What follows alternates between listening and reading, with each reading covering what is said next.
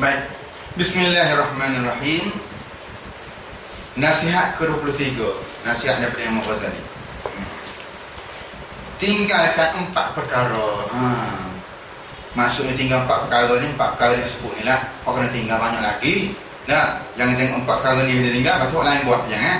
Nah, kita rentetan daripada sambungan daripada nasihat Imam Ghazali sebelum ni. Dah, supaya jangan riak, jangan sombong, jangan takabur, ya, supaya banyak ketawakal pada Allah, apa itu tasawuf dan semuanya dia terangkan pada pengajian yang lepas. Baik, wahai anakku yang tercinta, dia tulis lagi. Nah, sambung surat dia. Ya, sekarang aku akan menasihati engkau dengan nasihat yang terakhir. Nasihat akhir dah. Nasihat berapa? 23. Ya. Iaitu dengan 8 perkara. 8 asal dia. Nah, maka terimalah nasihatku ini supaya ilmu yang ada pada dirimu itu tidak menjadi hujah untuk kemudaratan engkau pada hari kiamat. Allah, rupanya ilmu ni kalau silap tak kena gaya. Nah, dia akan menjadi hujah ataupun menjadi pendakwa kita di akhirat nanti. Sebab itu semua kalau kita baca, kita tengok satu doa yang diajak oleh Nabi sallallahu alaihi wasallam. Allahumma inni a'udzubika min ilmin la yanfa'. Ni Allah Nabi ajar pada kita. Ya Allah, aku minta berlindung denganmu daripada ilmu yang tidak bermanfaat. Ada ilmu tapi tak bermanfaat. Banyak sangat ilmu yang tak bermanfaat pada hari ni. Apa dia ilmu yang tak bermanfaat? Macam-macam lah kita dah sebelum ni lah. Ilmu main haji ya. Ilmu naik haji tak selalu dia selalu naik haji. Ilmu kan tapi tak bermanfaat pun. Jadi ini kena, mana ilmu tu tahu lah. Ada dia tahu, tapi sebenarnya tahu dia tu tidak boleh memberi manfaat pada orang lain.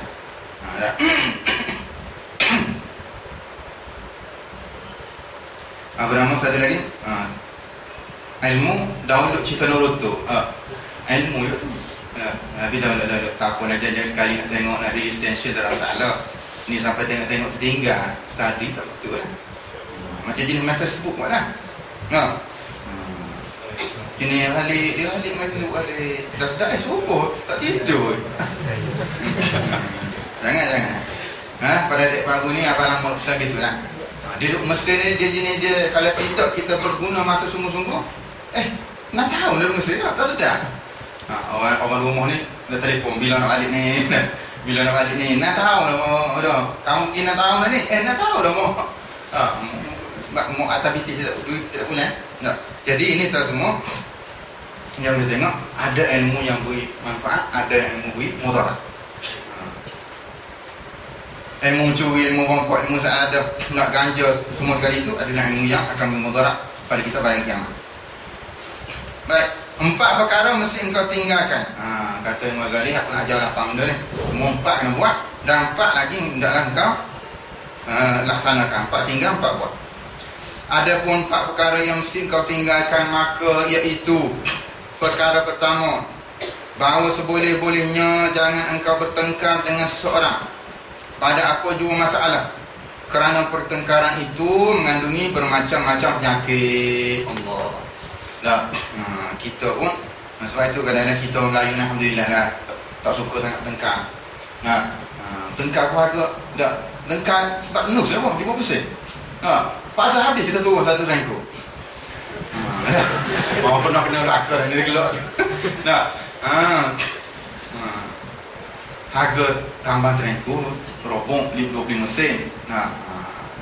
Driver rengkuk naik up sikit jadi nus 50 sen. Sampai tengah jalan dah ni. Dah.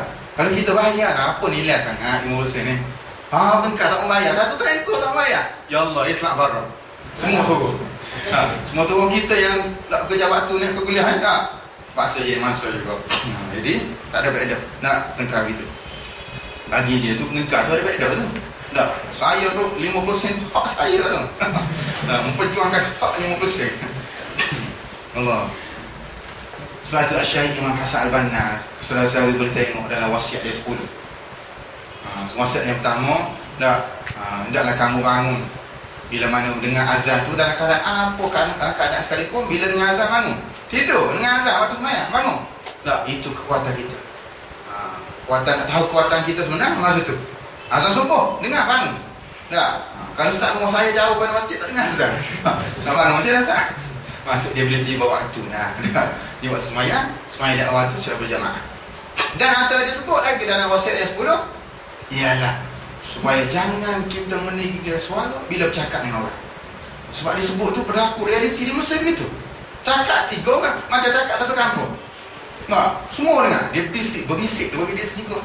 Satu semua hampir dengar. Nah, jadi jangan. Ini wasiat Imam Hasan Banna. Kita bercakap dengan kemampuan ataupun berapa orang depan kita cukup lah.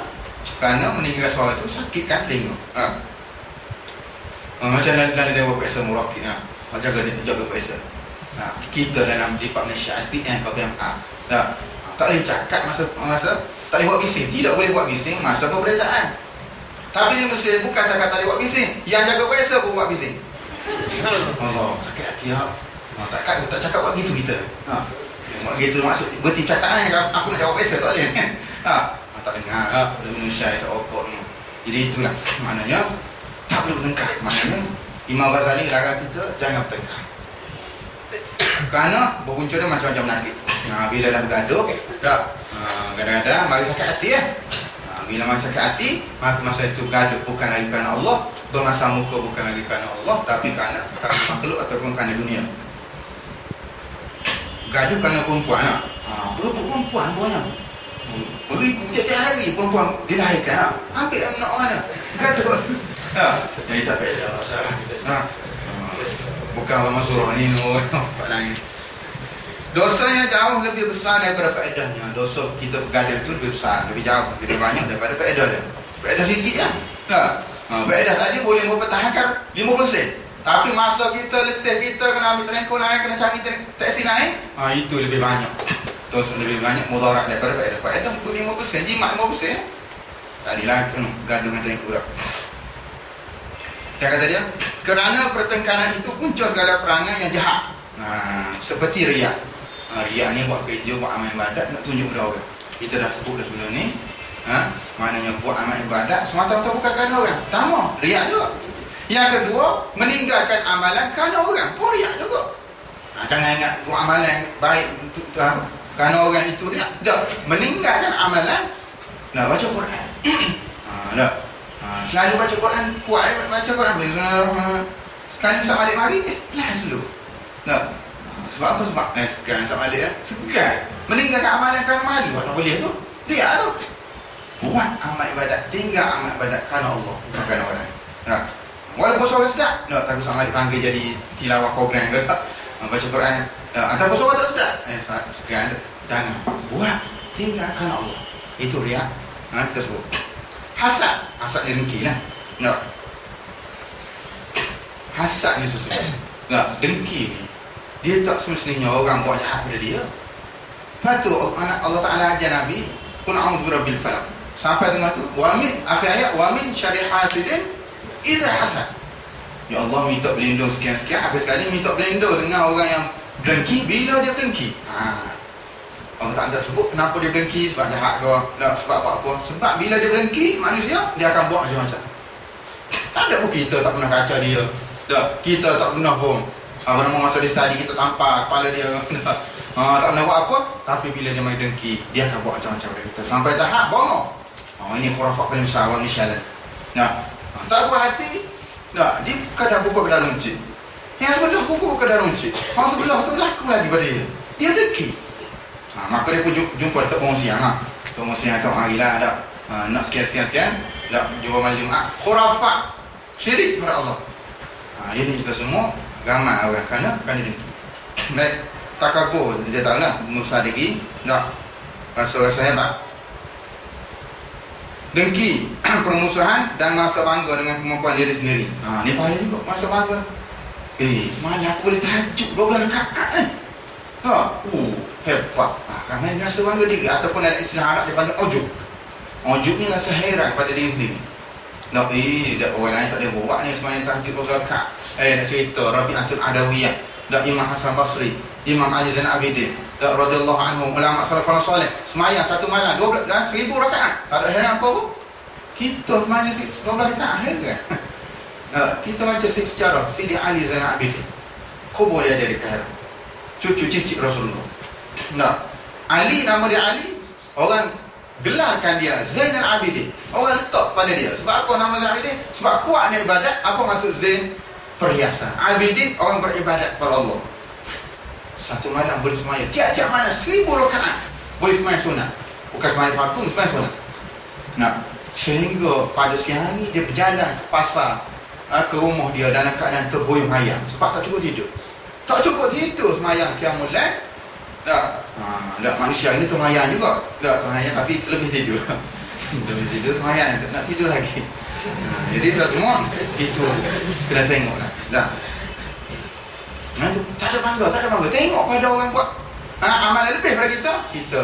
Sebab itu saya sebut dah sini. Kaedah kita waktu buat ibadat kena tengok orang yang berada di atas. Orang zaman dulu hebat amalan dia. Barulah kita rasa kita tidak cukup. Kalau semayang, kita ni qiyamul lail tiap-tiap seminggu sekali cukup dah. Orang lain setahun sekali akan mula tengok orang lain. Jangan tengok tu.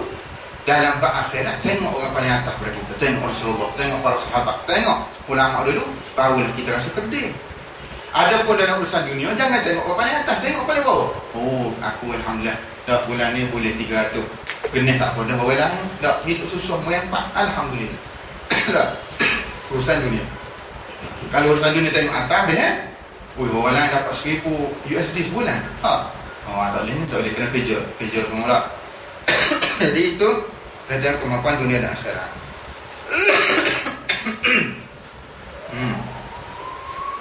Dan lain-lain lagi. Banyaklah lain-lain. Jikalau engkau ya, apa maksud ya ni terjemah? Naam, boleh tak? Jikalau engkau pada suatu hari terheret kepada kancah pertengkaran, satu hari tertarik juga. Macam mana nak buat tak? Antara engkau dengan orang lain atau dengan sekumpulan orang dan adalah niat yang ada di hatimu untuk menzahirkan kebenaran. Kalau kita tak mau berdebat, tak mau tengkar, tapi orang tengkar juga kita. Nak ajak juga tengkar ataupun berhujah, berdebat. Semua kata Imam Ghazali boleh, tak ada masalah. Tapi hendak dalam hatimu ni, dalam hati, niat bukan kerana lain, niat untuk nak menegakkan kebenaran. Bukan nak cari menang, bukan nak cari siapa salah, tak. Kita berdebat hujah ni nak cari kebenaran. Itu maksud Imam Ghazali sebut. Baik, tanda kita nak cari kebenaran ada dua, dia kata. Nak tengok hati. Dia ni nak kebenaran kan, nak menang, tengok ada dua perkara. Yang pertama, tanda kita nak kebenaran tak dibina berhujah, bahawa engkau tidak membezakan sama ada kebenaran itu nanti tersingkap melalui lidahmu atau lidah orang lain daripadamu. Nampak tak? Kita nampak, jangan nampak kita je betul bila berhujah. Tak boleh. Kadang-kadang Allah Ta'ala puikan pancaran kesilapan kita tu pada orang. Kadang-kadang kita tak nampak silap kita. Sebab itu Nabi SAW sebut, orang mukmin dengan saudara dia mukmin yang lain adalah seperti cermin. Cermin, bila kita tengok, kita nampak silap kita. Tak? Tengok, ada jerawat apa dah, patut dah takdir. Tak ada apa-apa tak. Tak? Ataupun macam tengok cermin, sebab nampak pada diri kita. Begitu juga perumpamaan Nabi SAW. Kita dengan saudara kita mukmin adalah merupakan cermin. Tengok dia tegur kita. Alhamdulillah, itu dia cermin pada kita. Kadang-kadang Allah Ta'ala pancarkan. Dia buat salah. Bukan dia sebenarnya untuk nak disalahkan, tapi nak suruh tengok diri kita.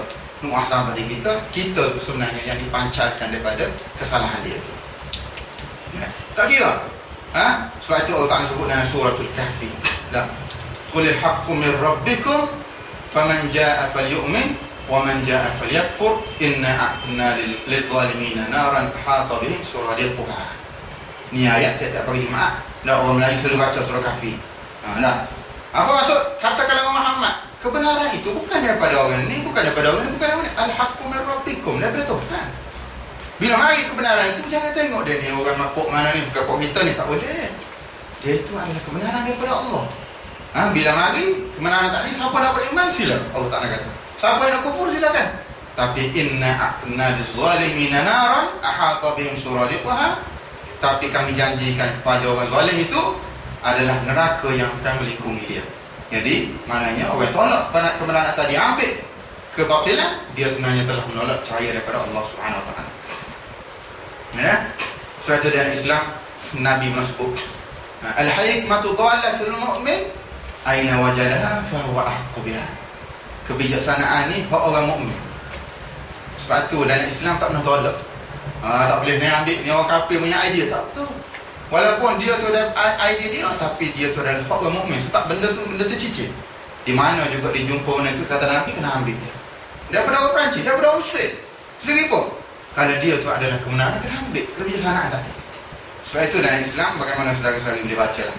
Dalam kisah perang Khandaq, perang kali pagi.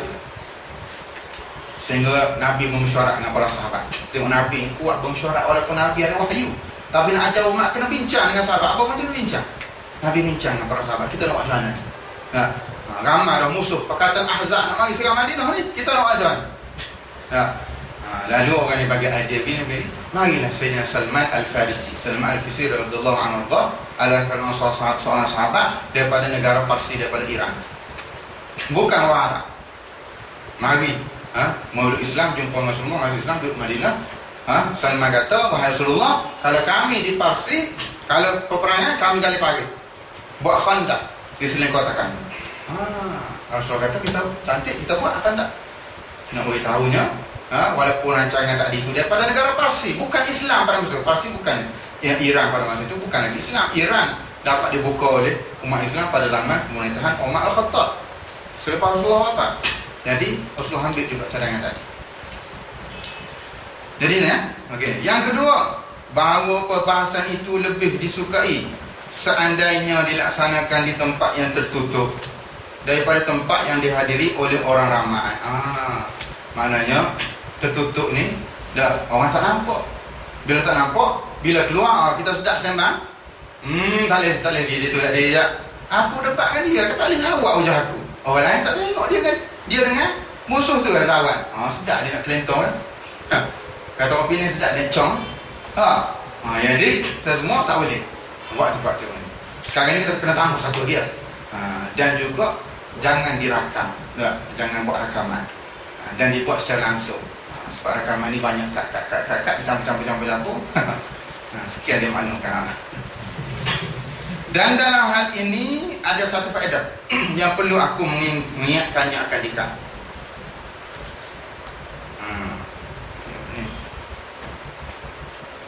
Okey.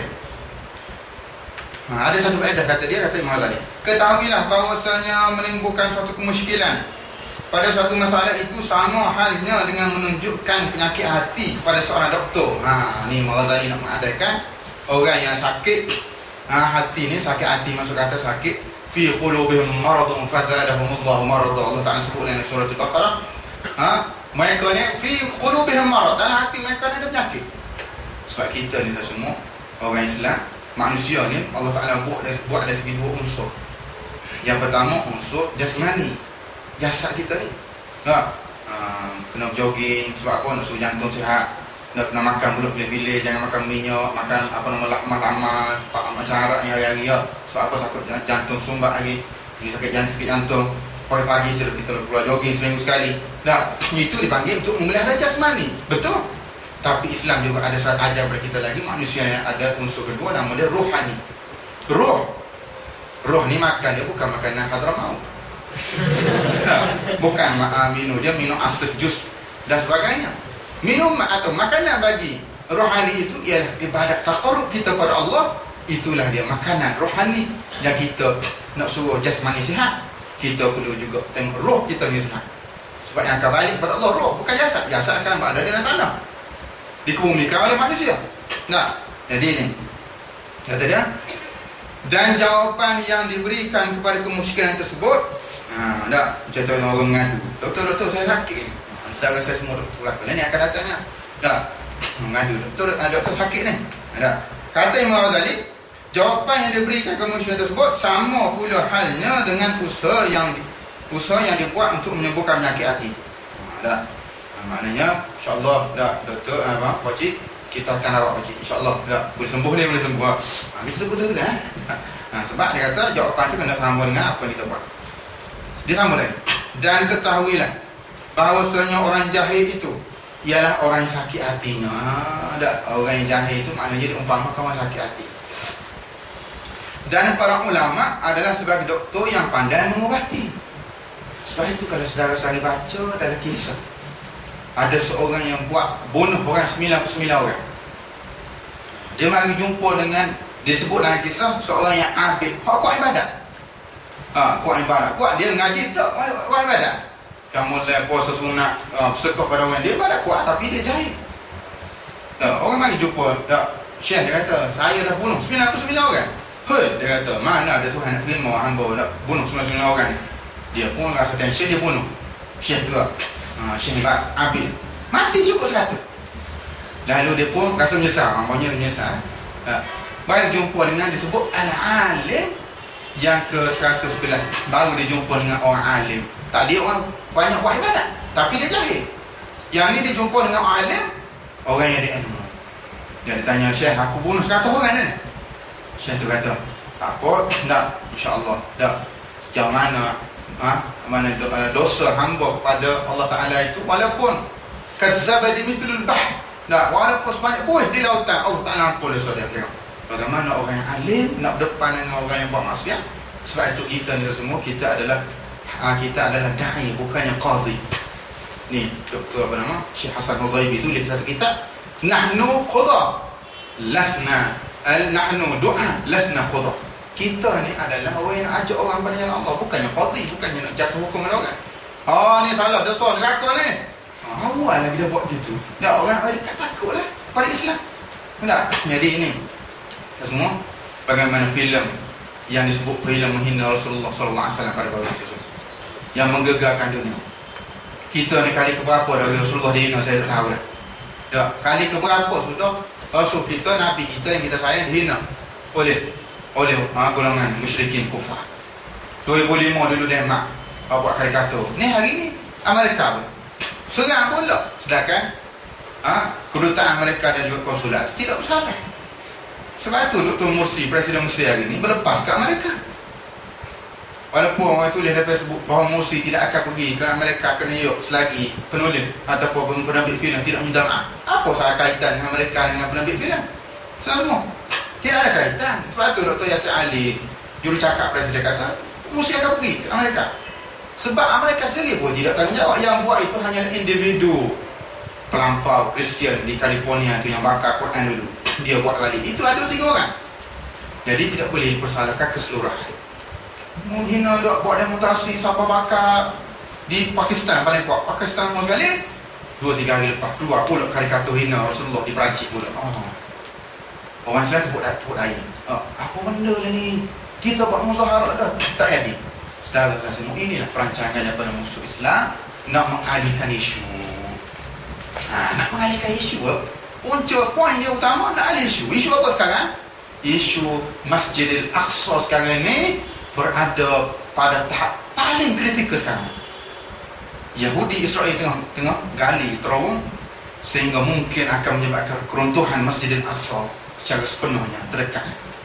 Orang tak tahu sebab orang sibuk pada isu lain. Yang kedua, isu syariat tak selesai. Saya dah telah bentang banyak cerita tentang isu syariat. Kita semua. Isu syariat tak selesai lagi. Sudah lebih berlarutan berapa tahun. Tak punya kuat semelih umat Islam Syariah ni, Iran, Hizbullah.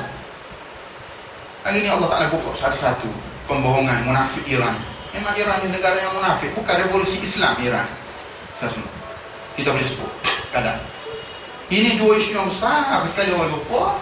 Sebab itu jangan kita cuba alihkan. Betul, kita sensitif pada Rasulullah. Sebab itulah Sayyidina Muhammad Ali Wafa, seorang ulama sufi, pernah buat syair. Lau absara syaitan tal'ata nurihi fi wajhi Adam kana awwala man sajad. Kalaulah syaitan itu dapat melihat cahaya Rasulullah pada wajah Nabi Adam, nescaya syaitanlah yang akan mula-mula sujud kepada Nabi Adam. Allah, maknanya nur Rasulullah, cahaya Rasulullah sudah terpancar pada wajah Nabi Adam ketika mana Allah Ta'ala suruh iblis sujud kepada Nabi Adam. Tapi Allah Ta'ala mahjub, hijab, tak nampak, yang menyebabkan syaitan iblis ingkar tak mau sujud kepada Nabi Allah Adam AS. Semua ini keadaan yang berlaku. Dan sekarang ni, bagaimana kita nak supaya masyarakat bukan Islam tahu siapa kedudukan Rasulullah sebenarnya dalam hati umat Islam. Sebab itu ada seorang ulama, bila tiba Maulid Rasul bulan Rabiul Awal, dia akan bagikan halawiyat manisan-manisan ini kepada orang bukan Islam. Jadi orang bukan Islam tanya siapa bersedia, siapa yang sambut gini hebat ni. Nah, menyebabkan orang bukan Islam nak tahu siapa Muhammad bin Abdullah yang begitu hebat di kalangan hati umat Islam, sehingga tiba bulan Maulid Rabiul Awal ini disambut begitu hebat. Orang bukan Islam tertanya. Nah, ini akan menyebabkan dia makin kenal Rasulullah. Dan sebab itulah semua ini kerana wa ma arsalnaka illa rahmatan lil alamin. Rasulullah tidak diutus kecuali rahmat, bukan saja pada orang Islam. Rahmat Rasulullah bukan saja pada orang Islam. Sebab itu bahkan rahmat Rasulullah kepada siapa? Ustaz, kepada seluruh orang bukan Islam kena juga rahmat Rasulullah. Bahkan haiwan dan batu, bukit buka semua dapat rahmat daripada Rasulullah. Baca satu cerita. Satu hari Rasulullah pergi ziarah kampung. Jadi pengembala orang kampung ni ada seekor unta. Jadi dia pergi kampung ni, unta mari dekat pada Rasulullah. Unta tak cakap, unta mana dia cakap? Tak, mari duduk dekat dengan Rasulullah, mari duduk geser-geser pada Rasulullah. Lalu Rasulullah tanya, siapa tuan kepada unta ni? Tak, saya wahai Rasulullah. Tuan dia kata, ittaqillah fi jamalika. Wahai tuan kepada unta ni, takutlah kamu pada Allah, kerana unta ni tadi telah mengadu kepada aku bahawa kamu tak bagi makan dia beberapa hari. Allah, unta boleh mengadu kepada Rasulullah kerana tuan dia tak bagi makan. Ini rahmat Rasulullah, bukan pada orang tu, unta. Tapi rahmat Rasulullah merahmati seluruh alam. Lebih bagi kalau manusia yang bukan Islam tadi pun kena juga rahmat daripada Rasulullah.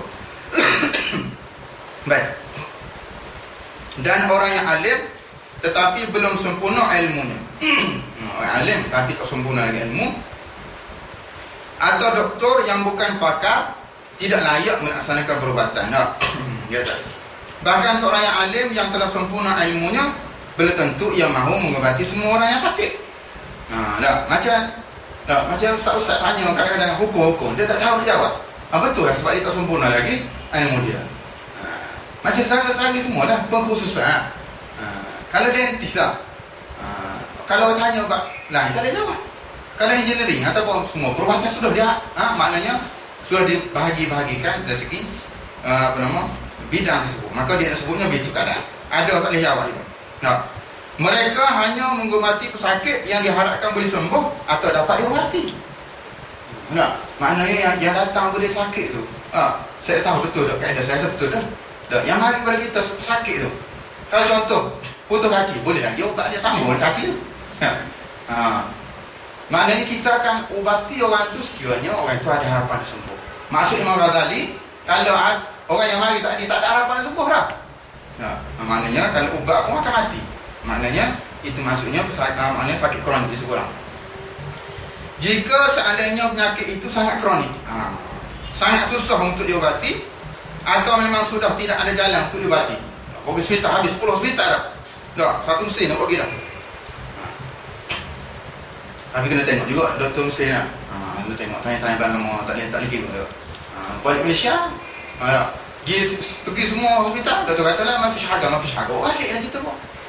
Apalagi kawan terus sakit puk gila-gila sakit. Pergi doktor ni, doktor kata tak ada apa-apa. Balik Malaysia, ada penyakit. Temu pula penyakit. Tak beritahunya, mana ada juga doktor ni yang melepaskan mata kita anggap kerja. Setengah-setengah tu, bak tu pun. Kata dia lagi, apa lagi? Setengah, sikit kan? Maka kepadanya seorang doktor itu bahawa ia berkata, ni doktor pandai ni. Doktor pandai kata apa? Orang ini sudah tidak dapat diobati. Tu kan, tak boleh ubat dah ni. Walik habis. Maka doktor pun sudah tahu tidak mahu membuang masa. Sebab kalau ubat-ubat juga tahu dah tak boleh ubat. Maka kerana mengubati pesakit yang seperti ini sama lah halnya dengan membuang masa. Kita tengok lagi. Kemudian ketahuilah bahawa penyakit jahil iaitu bodoh terbahagi berempat. Rupanya bodoh ada empat ni. Satu saja yang boleh diobati. Satu je bodoh boleh ubat. Dan 3 lagi tidak boleh diubati. Ada pun 3 kejahilan yang tidak boleh diubati itu ialah terbagi bab bodoh ni. Orang yang jahil yang bertanya dan menimbulkan masalah kerana didorong oleh sifat hasad ataupun marah. Tak ada buat kira ni. Dia nak tahu. Dia nak tahu. Sebab itu dalam baru ni banyak rancak mesyuarat agung tahunan. Mesyuarat agung tahunan bahkan daripada pihak yang berbuat. Saya sebut. Saya kata orang yang bertanya ni ada 3. Yang pertama sekali orang tanya sebab nak tahu sungguh. Dia tanya esko, dia tanya pimpinan nak tahu sungguh ni belanjawan ataupun bajet ataupun pementang kewangan semua dia tak tahu, dia tak tahu. Maka jawab soalan itu jawab. Ada 2 jenis lagi tak boleh jawab soalan. Yang pertama tanya sebab nak apa nama? Sebab nak test. Nak test. Nak test esko ni buat kerja ke tak? Tanya esko tak boleh jawab. Tak jawab dia tutup wajah. Esko tak buat kerja rupanya. Dia tunggu matang nak apa nama nak cuba buat lagi. Macam Mesir hari ni gitulah. Satu Mesir hari ni Mesir. Tengok Mursi, Dr. Mursi lancar berapa? 5 aktiviti, 5 program. Semua baik-baik tak ke? Pertama, nak mengatasi masalah kesesakan lalu lintas. Kita pun suka, sonok. Kalau Mesir tak kejam ni, Alhamdulillah, saya sampai awal lagi tadi. Dia sangkut dia jam, dia ajar dia pemikram. Kita sonok. Sebab ini adalah apa nama program daripada Presiden sendiri. Tapi orang Mesir yang kedua, program dia apa? Nak mengatasi masalah sampah. Kita seronok kalau Mesir ni. Mesir ni bersih macam di Ireland, macam di UK. Seronok sangat. Tapi tengoklah, tak keluar si sampah. Dia pun balik buang-buang. Minum-minum balik. Balik minum. Dia rela kereta dia bersih daripada jalan raya tu kotor. Dia rela kereta dia tak ada sampah. Kereta dalam tu tak ada sampah. Lebih dia seronok daripada jalan raya penuh dengan sampah. Jadi semua ini. Ramai orang mengaji, orang memperli dah mesti nak buat bersih dah. Bernama nak buat sampah tu. Jadi benda yang dia nampak benda yang mustahil. Sedangkan kita orang yang asing ni kita sokong. Kata dia orang yang seperti ini, jika engkau berikan kepadanya jawapan yang paling baik dan paling fasih dan paling nyata, maka sebenarnya jawapan itu hanya menimbulkan kemarahan dan permusuhan serta dengki saja. Sebab dia tanya sebab dengki kita. Maka kalau kita jawab dengan baik, bawa hujah ayat Quran habis. Dia tolak juga. Sebab dia marah pada kita. Maka yang paling baik bagi orang yang seperti ini, bahawa engkau tidak perlu menjawabnya senyap. No comment. Tak begitu. Tanya no comment. Tak jawab tu pada wartawan lah. Pada kawan-kawan ni kena jawab elok lah. Cumanya jawapan tu kena tengok. Bukan kau telah disebut dalam sebuah syair. Ada syair yang menyebut kullul adawati qad turja izalatuha illa adawata man adaka an hasadi. Segala permusuhan itu adalah diharapkan hilang. Kita bergaduh dengan kawan gaduh contoh berebut melo. Adik ragu ni banyak melo dia dah 3 kilo melo. Tak abang lama ni tak lama tak kena melo ni. Contoh ambil sikit jadi kita pun siapa buka melo aku tak rasmi lagi ada orang rasmi tu. Gaduh sikit tak cakap sikit 2-3 hari mana akan hilang sebab gaduh kerana melo, bukan kerana musuh. Contoh dia saya sebut contoh ataupun hal lain. Kecuali ada permusuhan yang tidak boleh hilang. Kecuali permusuhan yang ditimbulkan daripada orang yang hasad akan engkau. Allah orang dengki tak ada. Kita study, kita najak boleh mumtaz, naik tahu, tak nego, tak nipu, tak rasuah doktor. Tak bawa nota dalam puasa. Tiba-tiba najak. Orang dengki pada kita. Nak masalah? Enggak. Sebab itulah dia sebut dalam hadis lain. Dengki ni hanya 2 saya boleh. Orang lain tak boleh. Yang pertama, dengki kepada orang yang diberikan kepada dia ilmu. Dan bila kita dengki pada dia, kita mengharap kita juga pandai macam dia. Tak apa. Kita ikut kuatnya study. Kita pun dengki nak study macam dia sama. Tak mau tidur, study macam dia. Pergi study group, ngadak kita tanya dia macam-macam soalan. Ini ada usaha kita dengki boleh. Jangan pula dengki dengki tu tengok aja pergi jumpa Tok Mosi tak boleh Mosi supaya dia sakit tadi. Yang kedua, dengki kepada orang yang diberikan kepada dia harta. Dan kita dengki supaya kalau boleh kita juga ada harta macam dia, boleh buat amal ibadat, dah boleh pergi umrah, boleh pergi haji, boleh bagi pada bantuan tenaga yatim, boleh tolong fakir miskin macam dia, kita juga rasa dengki. Boleh. Dua benda, hal lain tak boleh. Nah. Dan tak akhir nak. Maka saya dia bahawa engkau berpaling daripadanya. Tak lah. Kalau dia musuh kita, selesai dah jumpa mata dah, face to face dengan dia, tak selesai juga. Maka berpaling. Tinggal. Dan tidak perlu membuat jawapan pada pertanyaan tadi. Sebab Allah Ta'ala berfirman, fa'arid amman tawalla an zikrina walam yurid illa al-hayatad dunya, maka berpalinglah engkau daripada mereka yang telah memalingkan mukanya daripada mengingati kami, dan dia sebenarnya tidak menghendaki kecuali hanya kesenangan hidup dalam dunia ini. Dan orang yang hasad pula pada setiap perkataannya dan perbuatannya selalu menyalakan api. Selalu duduk pelagor. Dia jadi batu api yang menghanguskan pahala amalan. Sebab tu Nabi melarang dengan sifat hasad dengki. Kerana orang yang hasad dengki itu dia akan menghapuskan amalan seperti mana kanari yakulul hatab, seperti mana api yang memakan kayu-kayu api. Maknanya amal lawan berdengki juga akan begitu. Tak ada buat, dah semayang, pergi puasa, pergi Mekah semua, apa sekali tidak ada amalan, sia-sia kerana amalan itu telah membatalkan, dengki dia itu telah membatalkan amalan dia. Yang kedua, bahawa adalah jahil itu berasal daripada kedunguan, dungu, ataupun dalam bahasa Arab dipanggil al-hamaqah. Jadi bodoh semula jadi, nak macam mana? Tamu tadi kena ingat, bodoh ada 4. Tamu sekali jenis jahil sebab dengki. Yang kedua, jahil kerana memang perangai dia dah doktor dah ajar dah, kita dah buat tuition dah. Orang kata benar. Maaflah, bukan masa kasar tapi nak suruh faham. Jenis memang semua jadi dia dah. Kita dah buat macam-macam, tak boleh. Ini sifatnya juga, kata dia tidak dapat diubati, tak boleh buat apa. Seperti kata Nabi Isa AS, aku tidak lemah daripada menghidupkan orang yang telah mati. Menghidupkan orang mati ini adalah mukjizat Nabi Allah Isa AS, dengan diizinkan oleh Allah. Mukjizat dia, orang sakit dia boleh sembuh. Orang yang mati dia boleh berhidup. Tapi dia kata, aku tidak akan berjaya mengubati orang yang dungu. Tak tahap Nabi Isa tu. Ada karang, ada mukjizat, boleh hidupkan orang mati pun surrender dengan orang yang dungu. Contoh pertanyaan orang yang dungu, dia buat contoh. Seperti ada seorang yang baru saja menuntut ilmu, baru mengaji baru. Contoh baru mengaji ilmu fiqh, matan habis hujjah baru baca. Tak masuk sufik, qawaid fiqhiyah lagi, tapi dia rasa dia alim. Ni bahaya. Ia baru sedikit belajar ilmu akal dan ilmu syarak. Lalu ia bertanya dan mengiktiraf. Maksud iktiraf ini mengkomplain terhadap seorang yang alim yang lama dalam ilmu. Dia tengok saya tak alim, tak kena ustaz ni tak kena syekh ni. Dia pandai, dia tu baru kenal ilmu. Kalau dia tu tahap macam syekh tu tak apa. Lalu si dungu ini sebenarnya tidak mengetahui orang yang masalah, dan ia menyangka bahawa masalah yang muskil baginya juga muskil terhadap si alim itu. Kita telah belajar sudah sebelum ni bagaimana muamalah kita dengan hubungan kita dengan syekh murabbi. Macam mana Imam Ghazali sebut, jangan kita tunjuk alim daripada dia. Jangan bentang ketika sejadah sebelum waktu masuk waktu azan. Nak tunjuk lebah, nak tunjuk alim kita ni. Maka jangan.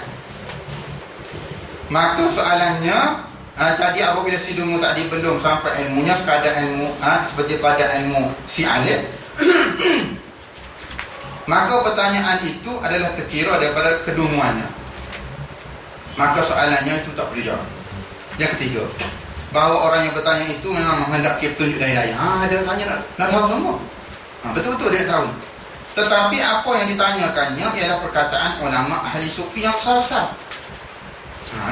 Maka pertanyaan itu timbul daripada kedangkalan kefahamannya. Sebab dalam bahasa istilah sufi tasawuf ni, dia ada istilah. Sebab itu Imam Ghazali sebut dahulu, tasawuf tu dia adalah amalan daripada hati. Malam yazuk la yadri. Dia tidak, siapa yang tidak rasa, dia tak tahu. Maka ilmu yang membentuk zuk itu, kalau ditanya pun dia tak kata.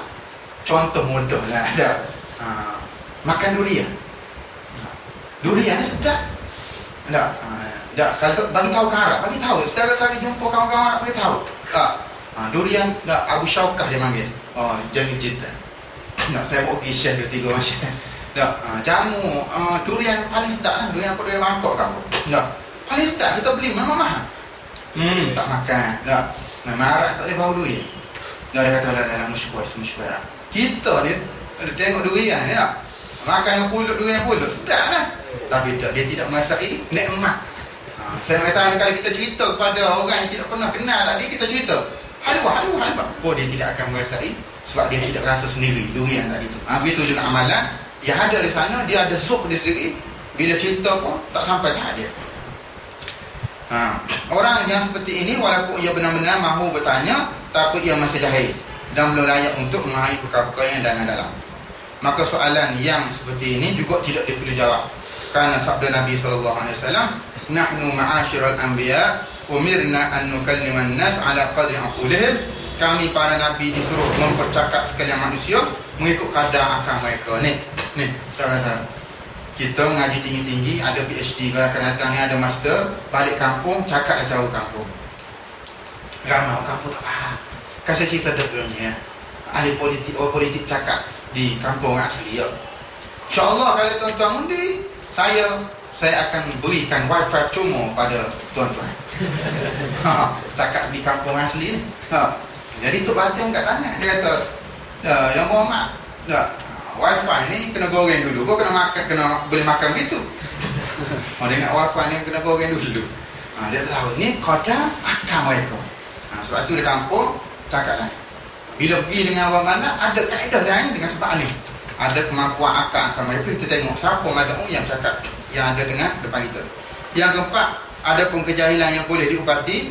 Itu ialah kejahilan yang ada pada seseorang yang benar-benar mencari petunjuk. Dia memang tak tahu sungguh, dan dia memang nak belajar, dia ada keinginan, semangat nak belajar agama, nak mencari hidayah. Ini baru kita boleh ajar. Dan ia mempunyai akal yang baik. Akal pun sihat, tidak hilang akal. Dan cepat memahami suatu masalah. Ia bukan dipengaruhi oleh sifat hasad tadilah, kerana marah, cintakan syahwat, kedudukan dan benda. Dan ia adalah benar-benar seorang yang mencari jalan yang lurus. Dan pertanyaannya bukan berasaskan kepada nyakit hasad dan kerak kepala, atau semata-mata hanya mau memuji kebolehan orang yang ditanya. Ada juga jenis tanya. Tadi tanya kerana nak test. Ada orang tanya pula tadi, jenis dia nak laga-lagakan antara guru. Ada juga. Dia dengar kuliah ni, dia tanya, Ustaz, hukum apa sekian. Ustaz tu kata tak boleh, haram. Dia pun kita tanya masjid lain pula. Nak tanya Ustaz, soalan tadi, Ustaz hukum apa? Sekian-sekian. Ustaz tu kata boleh. Tadi macam mana saya tanya masjid tu, Ustaz tu kata haram, Ustaz boleh pula. Jadi Ustaz mesti terkejut lah. Mana ni lah. Jadi itu pun tak boleh. Tanya kerana nak laga-lagakan tak boleh. Sebab mungkin akan menjatuhkan aib. Baik, itu kaitan. Maka orang seperti inilah yang akan mendapat menerima perbaikan. Maka soalannya harus dijawab. Bahkan wajib ke atas engkau menjawab soalan itu. Baik, perkara kedua kita akan sambung kuliah kita dua minggu yang akan datang, insyaAllah. Tadi baru perkara utama. Tinggalkan 4 perkara utama. Imam Ghazali kata kena tinggal berdebat, berhujung, berbaloi dengan orang. Apa dia perkara kedua? Kita sambung. Dah ada 2, 3, 4 yang kena tinggal, yang kena buat 4 pula. Maknanya 8 jenis. InsyaAllah kita akan sambung pada masa-masa yang akan datang. Wallahu a'lam.